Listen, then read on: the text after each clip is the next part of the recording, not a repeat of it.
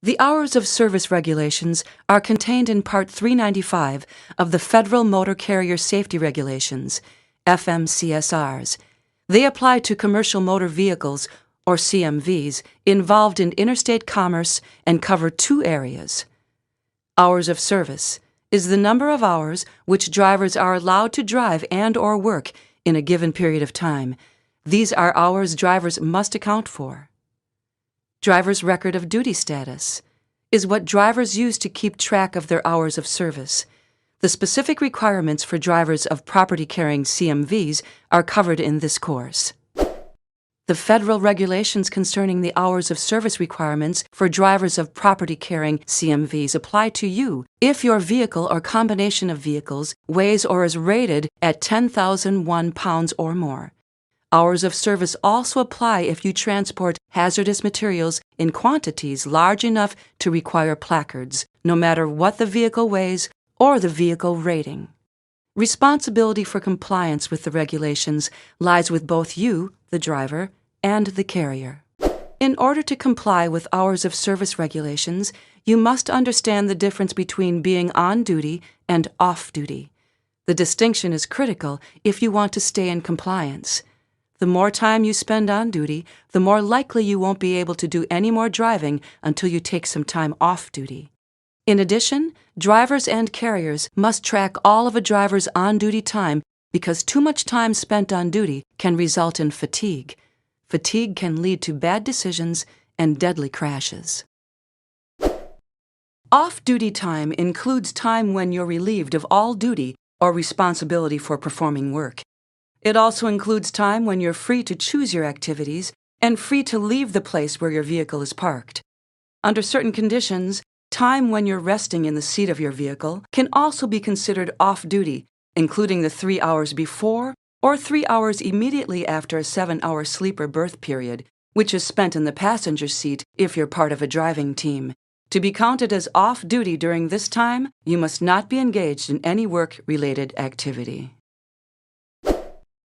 It is important to understand the definition of on-duty and off-duty time so you can accurately determine how much duty time you have available under the regulations. The hours of service regulations include 4 maximum limits: 14-hour duty limit, 11-hour driving limit, 60 to 70-hour on-duty limit, and the mandatory break provision. These limits are designed to keep fatigued drivers off the road and reduce the number of fatigue-related crashes. To begin, a driver may drive or start his shift only if he or she has been off-duty for at least 10 consecutive hours.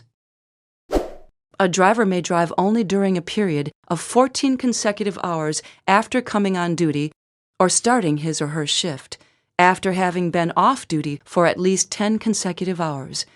Once the driver has reached the conclusion of his 14-hour duty window, he or she may drive again only after another 10 consecutive hours off-duty. The 14-hour period is consecutive. It includes all on-duty and off-duty time accrued after coming on duty. Stopping for lunch or taking a break does not extend this 14-hour limit. Also, unforeseen events such as a breakdown or having to wait for an extended period to load or unload your vehicle does not extend this 14-hour limit. The 14-hour limit is often misunderstood to mean that a driver must be released from duty after 14 hours. However, the hours of service rules only limit driving beyond 14 hours, not working beyond 14 hours. A driver can do non-driving work beyond the 14-hour limit, just no more driving. For example, if you begin your workday at 6 a.m., you may not drive a CMV after 8 p.m.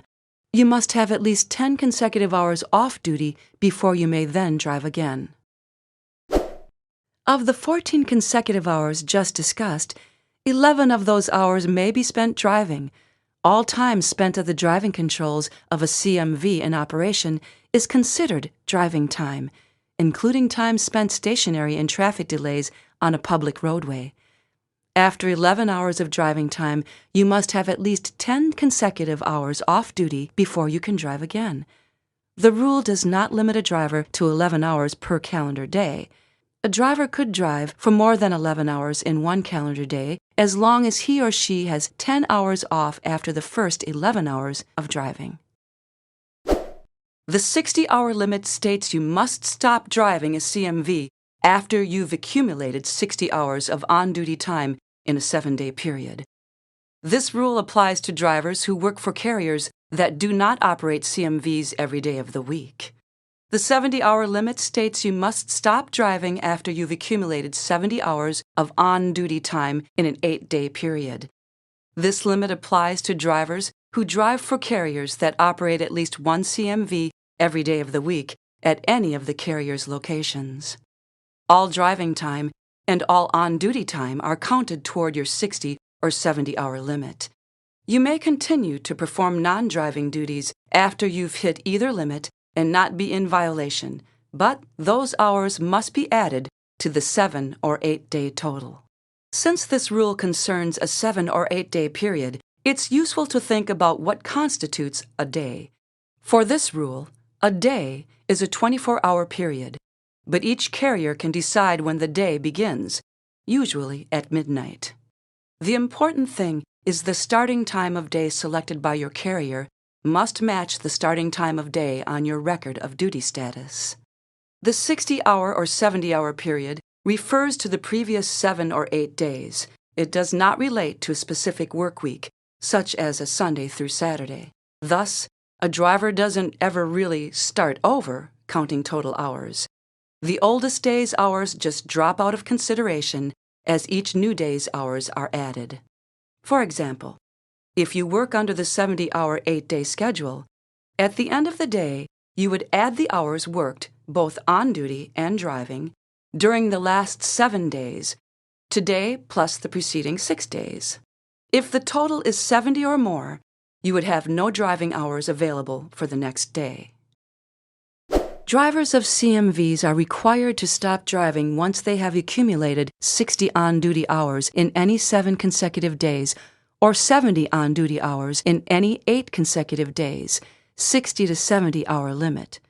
A driver who has reached this limit must take time off before getting back behind the wheel. Drivers of property-carrying CMVs involved in interstate commerce have an option that allows them to reset their accumulated on-duty time. This option, known as the 34-hour restart provision, says that once a driver has a qualifying break of at least 34 consecutive hours, he may restart the 7 or 8 consecutive day period. After the rest break, the on-duty hours that were worked before that break no longer have to be considered when calculating the driver's 60 or 70-hour limit. In other words, the driver's accumulated on-duty time is reset back to 0. A driver can use the 34-hour restart option no matter how many hours have accumulated against the 60 or 70-hour limit. Even if a driver exceeds the 60 or 70-hour limit, such as by performing non-driving work or reaching the limit, the driver can still reset his or her hours by using the restart option without needing extra time off. In order to check your compliance with the hours of service limits, you must keep track of your hours of service. Enforcement officers and the FMCSA know you are complying with the hours of service regulations based on what you tell them on your record of duty status. A motor carrier must install and require its drivers to use an electronic logging device, ELD, that is registered with and certified by the FMCSA. All FMCSA registered and certified ELDs are listed on the agency's website. All portable devices must be mounted in the vehicle within view while sitting in the driver's seat. While the device must not allow entries to be made while the vehicle is in motion, you need to be able to see a malfunction indicator while driving so you know if the ELD is not operating correctly.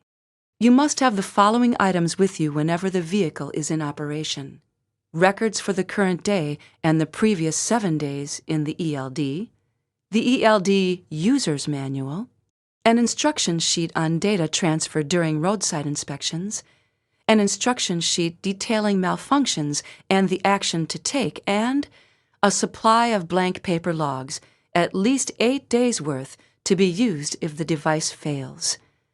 If the device fails, you'll need to manually log the current day and reconstruct the previous 7 days, or your carrier can provide the previous day's records.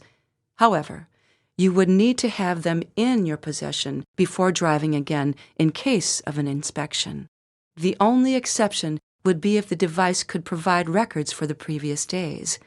In that case, you would be able to use the device to provide the previous 7 days and show the officer a paper log for the current day. When the vehicle stops, the default duty change will be to on duty, not driving. After being stopped for 5 minutes, the device will prompt the driver for a duty change. If the driver does not specify a duty change, the device will keep the driver on duty. This is the only non-driving duty change that can be done automatically. All other non-driving duty changes must be entered by the driver. Duty changes to the driving line will be done automatically when the vehicle reaches 5 miles per hour, unless the driver has indicated in advance that he or she is entering one of the special driving categories. These categories greatly reduce unassigned drive time. When the driver is using a CMV as a personal vehicle to commute to a purely personal destination, the category Personal Use should be used if allowed by the carrier. The driving will be recorded by the device as off-duty time. When the driver is operating the vehicle off of the public roadway, the category Yard Move should be used if allowed by the carrier. The driving is captured as on-duty time and does not count toward the driver's driving limit.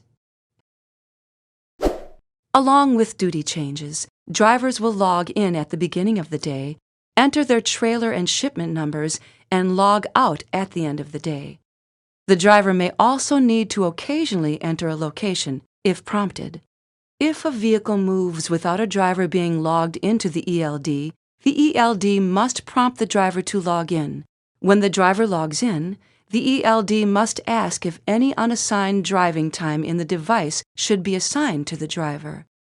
Any unclaimed, unassigned driving time will remain displayed on the device until the driver's carrier either assigns the time to another driver or adds an explanation about why it is unassigned.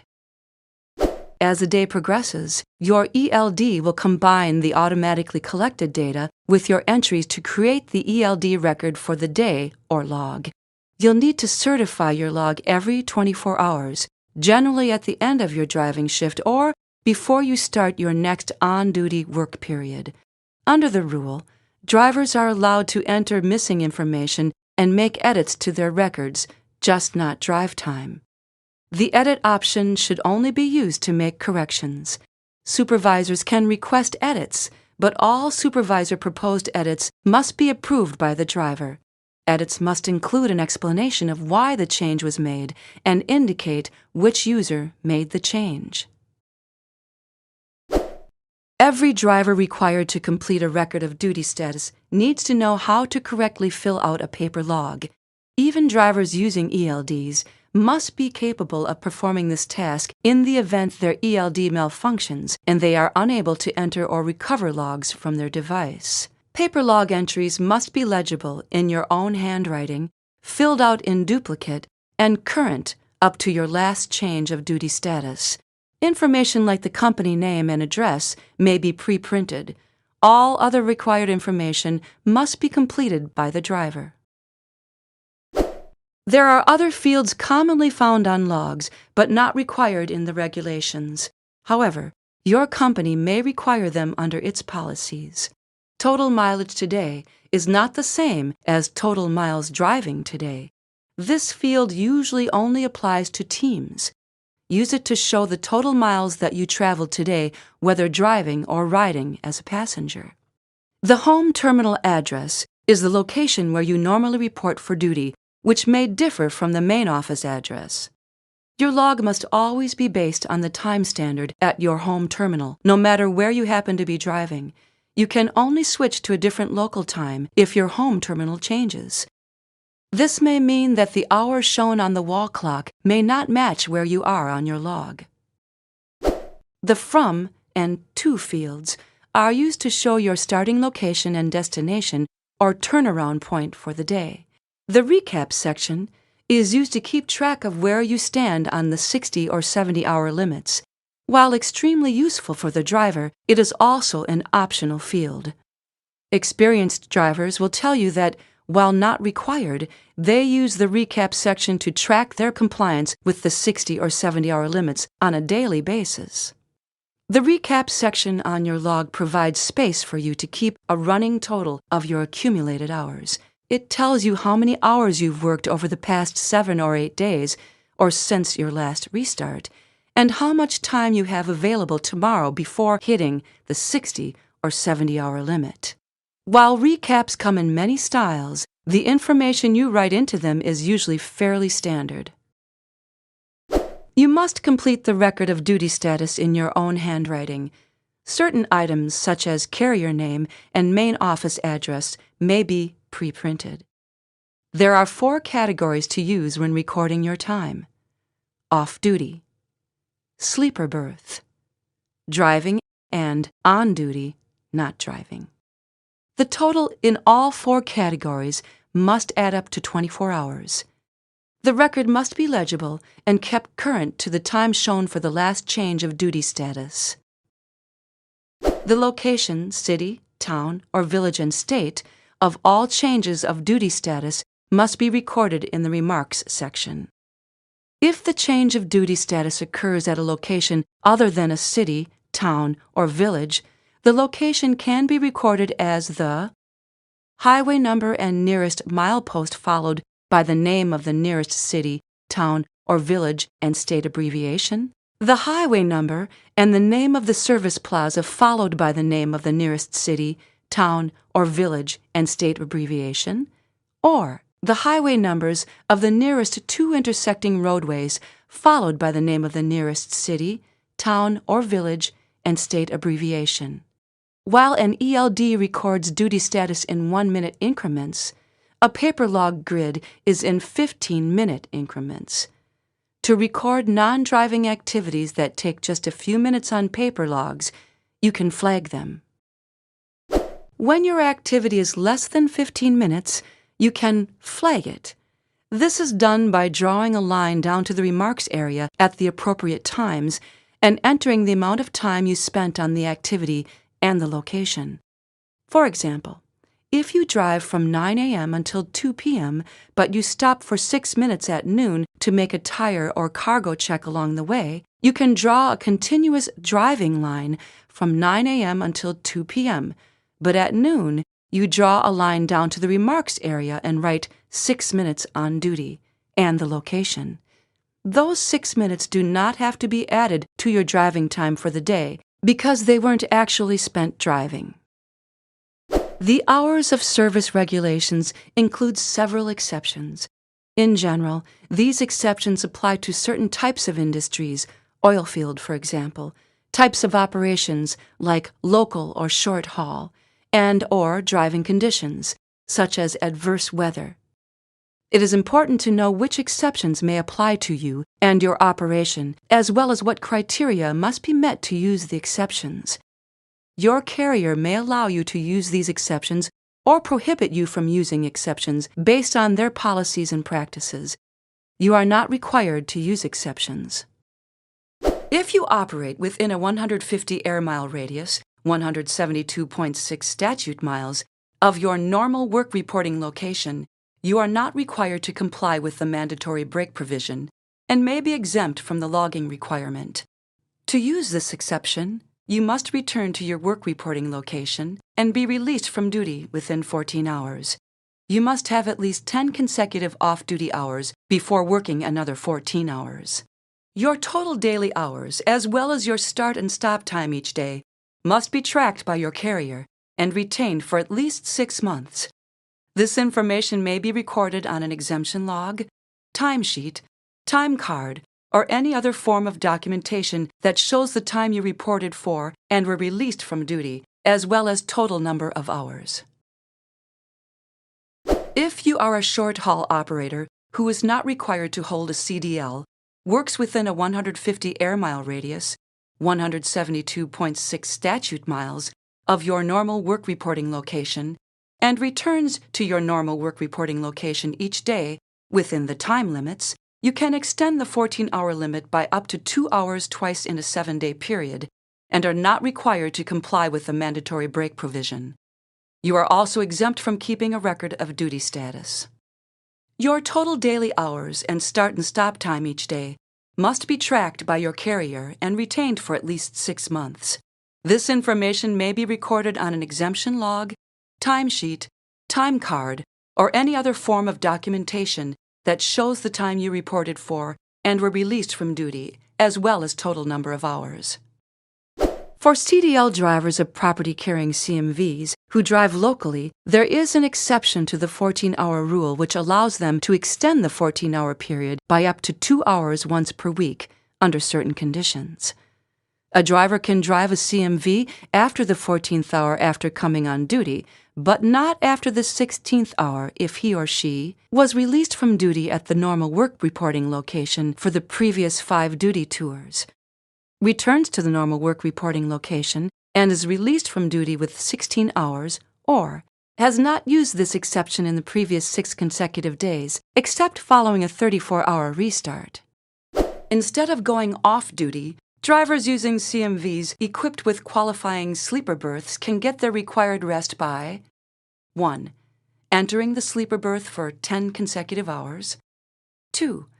Obtaining 10 consecutive hours of rest using a combination of off-duty and sleeper berth time, or 3. Obtaining the equivalent of 10 hours of rest in 2 separate, non-consecutive breaks. A qualifying or regulation sleeper berth is a sleeper berth that complies with Section 393.76 of the FMCSRs. You can only record sleeper berth time on your record of duty status if the sleeper complies with that regulation. Under option number 2, the rest periods must be consecutive and not broken by any on-duty or driving activities. Though perhaps the most confusing of all hours of service rules, option number 3, also known as the split sleeper option, can be especially valuable for a team of drivers on a long haul or when flexibility is required.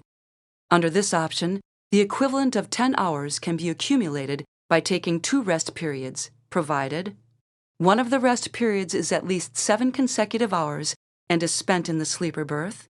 The other separate rest period is at least 2 consecutive hours and is spent either in the sleeper berth, off-duty, or a combination of the two, and both periods total at least 10 hours, meaning a 7-3 or 8-2 split. Driving time, in the period before and after each rest period, when added together, may not exceed the 11-hour driving limit and may not violate the 14-hour duty limit. The driving time limit and the 14-hour duty period limit must be recalculated from the end of the first of the 2 periods. Neither of the 2 rest periods count toward the 14-hour duty limit. By using this option, a driver and co-driver team can keep their rig rolling right up to the time they reach their 60 or 70-hour limit. Drivers who encounter adverse driving conditions that prevent them from safely completing their run within the 11-hour driving limit or 14-hour duty limit may increase their driving time and duty window by 2 hours to complete the run or reach a safe location. The driver may not drive more than 13 hours following 10 consecutive hours off duty or at the end of the 16th consecutive hour since coming on duty following 10 consecutive hours off duty. Adverse driving conditions do not include loading or unloading delays or conditions that were apparent to a driver immediately prior to beginning the duty day, driver immediately before beginning driving after a qualifying rest break or sleeper berth period, or motor carrier immediately prior to dispatching the driver. Examples of conditions that were apparent include a predicted winter blizzard or rush hour traffic in a metropolitan area. The emergency conditions exception is similar and states that in case of emergency, a driver may complete his or her run without being in violation if the run could have been completed absent the emergency. A shipper or consignee delay, mechanical breakdown, or a driver's need to get home are not qualified emergencies. Annotations with details in the remarks section is very important when using either the adverse driving or emergency conditions exceptions. There are numerous other exceptions to the hours of service regulations. If any apply to you, check with your carrier and review the regulations for further details. Other exceptions include high rail, oil field operations, utility service vehicles, construction material and equipment, agricultural operations, driver salesperson, motion picture drivers, railroad signal employees, State of Alaska, and State of Hawaii. The hours of service regulations are designed to promote safety for all road users by keeping fatigued drivers off the road. Not complying with the hours of service requirements can have serious consequences for both you and your motor carrier. Meeting the various on-duty, driving, and off-duty requirements of the hours of service rules and keeping an accurate, up-to-date record of duty status can be a challenge. The most common driver violations tracked in the FMCSA's Compliance, Safety, Accountability (CSA) program are related to hours of service. CSA is not a set of regulations. Rather, it's a system used to monitor and score your compliance with the existing rules, broken down into 7 categories known as the Basics, Behavior Analysis, and Safety Improvement categories. Your compliance with hours of service is scored in the Hours of Service Compliance, Basic. Whether your company has more or fewer violations than other companies is what will determine whether your company and then you get investigated by the FMCSA. Having a trend with multiple and/or similar hours of service violations can add up to major problems for both drivers and carriers. Examples of violations under the Hours of Service Compliance Basic include operating when ill or fatigued, driving after being declared out of service, operating over hours, keeping a false record of duty status, having a record of duty status that is not current, not maintaining a record of duty status when one is required, and failing to retain the previous 7 days' records of duty status. The driver and his or her carrier can both be held accountable for violations. You can be declared out of service by law enforcement for violating the out-of-service criteria, including driving after being on duty in excess of the maximum duty limits, or failing to have a record of duty status current on the day of examination and for the prior 7 consecutive days. An out-of-service driver may not operate a CMV until he or she is in compliance with the hours of service limitations and record-keeping requirements. If the driver has been declared out of service for failing to maintain a record of duty status, he or she may not drive until having been off duty for the appropriate number of consecutive hours. While out of service, the driver must still comply with the vehicle attendance and surveillance requirements if transporting hazardous materials. A driver who has been declared out of service must deliver or mail a copy of the out-of-service notice to the person or place designated by the motor carrier. This must be done within 24 hours of notification. The majority of out-of-service orders are issued during roadside inspections. Property-carrying drivers traveling to another location, not driving but as a passenger, for their carrier must count this travel time as on duty. However, if the driver takes at least 10 consecutive hours off duty upon arrival, he must be considered off duty for the entire period, which includes the travel time and the break time. For example, you need to fly 3 hours away to pick up a truck and drive it back to your home terminal. If you land at the airport and go to a hotel to get 10 hours of rest before driving the vehicle back, then you can show all 13 hours as off duty, 3 hours on the plane plus 10 hours off. But if you land and start the drive back without having 10 hours off, then the 3 hours spent flying must be counted as on duty, not driving. You should now be able to recognize the purpose of the hours of service regulations and their impact on you, explain how to apply hours of service regulations, including on-duty and driving limits and the 34-hour restart provision, Describe how to keep track of your hours of service using an electronic logging device or paper logs, and identify which, if any, exceptions to hours of service apply to you. Now it's time to take the course exam. This exam includes 10 questions. Be aware, if you close the exam before finishing, your answers will not be saved. You may take this exam more than once. Your highest score will be reported. To begin the course exam, select Next.